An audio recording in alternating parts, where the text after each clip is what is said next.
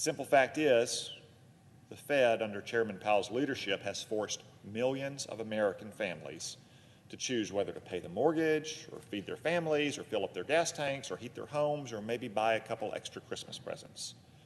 That is a failure. And while inflation is the Fed's worst failure under Chairman Powell, it's not their only failure.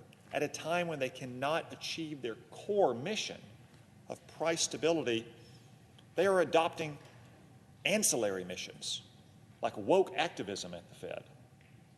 The Fed has joined an international effort devoted to greening the financial system, whatever that means. Fed branches around the country are even spreading critical race theory, claiming that terms like founding fathers and blacklist are biased, and sharing radical materials that claim, and this is a direct quote of some of the materials that Fed branches have shared, race-neutral policies uphold racism.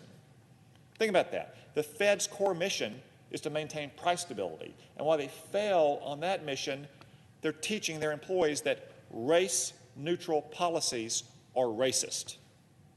Now, we might chuckle and shake our heads and have a good laugh when this kind of nonsense happened at Bard College or some other college campus, but now it's happening at the nation's central bank, which plays a role in determining whether we end up rich or poor.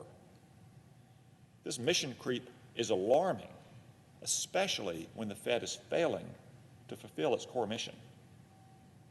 Now, I know many people have made excuses for the Fed, and they've defended Mr. Powell's tenure. They've said inflation was not his fault or primarily the Fed's fault, and it is true that the Democrats have been spending trillions of dollars this year that we don't have. But as Bill Parcells said about NFL teams, you are what your record says you are. The Fed's record is 6% inflation, the worst inflation in 30 years. Most Americans live in a world of accountability and consequences, the lack of which is one of the things they hate most about Washington. Failure in Washington is too often rewarded.